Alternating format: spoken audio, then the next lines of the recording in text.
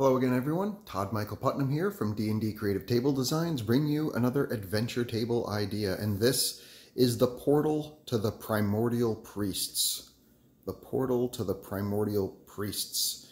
And the basic story behind this is that the adventurers come across a portal that might have been deep within some wizard's tower, or it could have been in some long-forgotten temple or something, but there is indeed a portal, and they decide to step through it. And when they step through it, it comes and it brings them to this area, this giant chamber deep underground that is just filled with a river of magma around it. But there's also some kind of a temple that's been built, and there's clearly worshippers in this area that are worshiping the primordial elements, the earth and the elements of fire in particular, and using those raw elements in order to give themselves power and try and advance their cause in the world. But of course, it's an unbridled power that was never meant to be controlled by mortals, and their minds have become corrupt with power, and it will be up, of course, to the heroes to stop them from their evil designs. There's basically, so this is the portal area right here. That's where it comes in. And then there's two main sections to it. One that comes along over here, and that brings it to the actual temple where they do their worship and stuff for their religious rites and things. And then on the other side, if you come back down and around, it comes over to this section over here, and this is where they do their magical summonings, and also where they take any of their victims or their enemies, and they will subject them to harsh interrogation techniques, aka torture, in order to either convert them into zealots of their cause, or just to inflict punishment on those who would stand against them. And that's basically the idea. And of course, there'd be priests, and there'd be wizards, and there'd be fighter types and stuff. And then there'd be also other kinds of dangers here. Here we can see that there's a fire elemental lord that's been summoned up that they may have to negotiate or do battle with. Over here, there is a giant magma hydra that across broken sections of the bridge that they would have to fight. So there's that. Then there's also, of course, an army of zealots in their flame red cloaks that would fight for the primordial priests. And of course, there's the priests themselves that are summoning stuff. Here we see it's summoned some kind of a phoenix, or an avatar to the phoenix itself, perhaps for some wisdom or power or some such thing. Then of course you've got the torture people going on in various sections around here, inflicting pain upon anyone who would dare cross them, so on and so forth. And of course, unlike I briefly showed you, but here's sort of like a Knights of the Round Table, except it's not round. You know, there's the guards that are there, and then there's, let me scoop the camera around, and then like there's a section here where there's a wizard who's doing some studying and stuff, and there's another one that's over here. So this is like the wizard's research and type layer, and of course there's bedrooms and stuff for the higher ups, and even a small room that has contains the treasure of them. So building this thing, this is 99.999% Whiz Kids Warlock tiles and minis, the overwhelming majority of this. So the temple itself is the full height Whiz Kids Warlock tiles, that are dungeon tiles, I should say, for Whiz Kids full height dungeon tiles from Warlock, and then most of the rest of it is the half height dungeon tiles from Warlock, and also various cavern sets. Their Warlock base cavern set, and stalagmites and stalactite sets. Those things set around here. And then the battle mats, these are Whiz Kids magma chamber mat. And this one here is the Whiz Kids caverns mat. And that's the overwhelming majority of what's going on here. Also, here I've got, they've got mushrooms, and I can't remember what the name of the full box that was, but basically it's a Whiz Kids mushrooms accessory set, which has those mushrooms. And then it also has like these little crystals that I put on there just to help break up the color. You know what I mean? So it's not so, because the magma mat can be so red, it can be overwhelming to the eyes. And the caverns they're orange, so they fit, but it doesn't break up the color quite enough. The orange doesn't quite break it up enough in my mind. So putting in some other things, of course, putting in the dungeon tile set, you've got that nice big, you know, gray going through it, so that helps break it up. But then even on the battle mat itself, the tiles, you just have these little crystals, and of course it's something else the players can investigate. What are they? Power crystals? Are they magical somehow? Is there some source of arcane energy or something they get from it?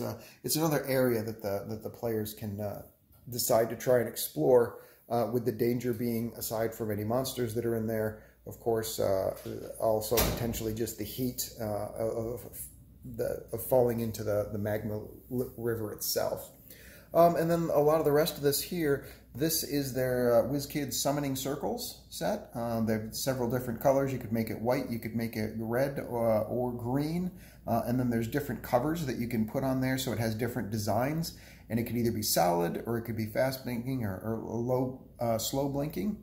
So I just put that up there. Up here is like put it up high, so it's basically like a super important area, because that's where they do all their magical summoning and stuff.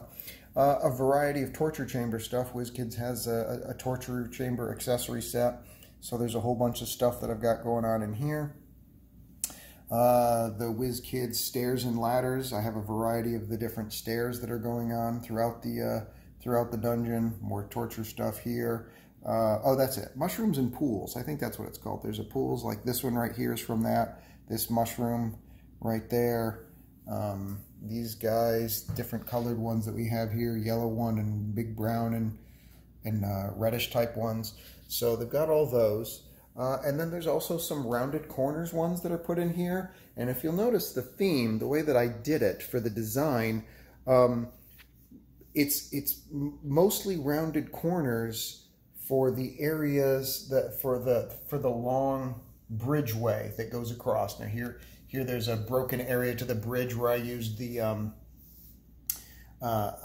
wooden bridge from Caverns tile set, the Caverns base tile set, and all I did was take some of these right here, which are from the dungeon set. They're end caps. They just kind of clip on like this to those. But you just take some of those and throw them down there, and it basically looks like, oh, okay, parts of the bridge have been collapsed, and they've replaced it with this.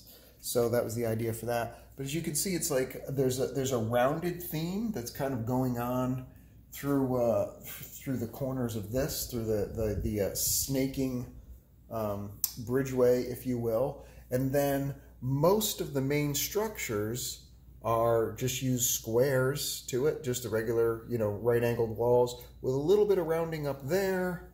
And the second tier of this, you can see there's some rounding there. But so it provides basically an overview of the snaking area, so to speak, has rounded edges to it that gives it that snake-like feel to it. But then there's also some consistency in the two main sections of the Primordial Priest's underground temple area. So, and that's the vast majority of it that's going on there. A few other things in here. There's the Whiz Kids dungeon dressing accessory set.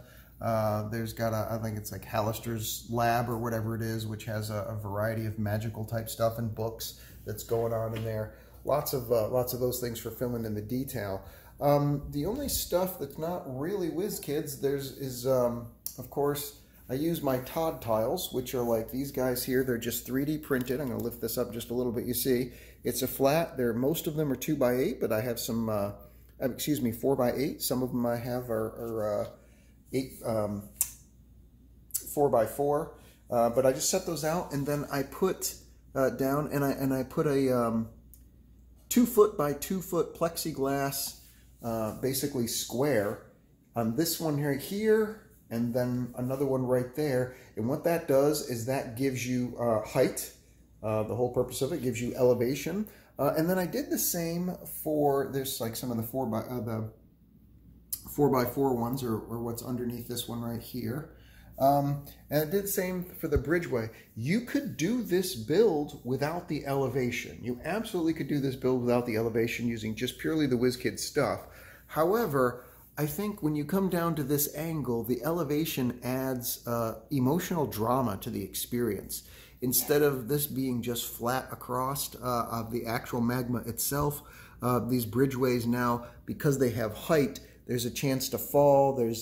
It also gives you scale, like this up here. Here we've got like the queen that's standing up on this ledge overlooking stuff, so that if she's communicating with the Fire Lord, it tries to give that experience, that feeling of power or dominance, because she's she's in a position that's on up high.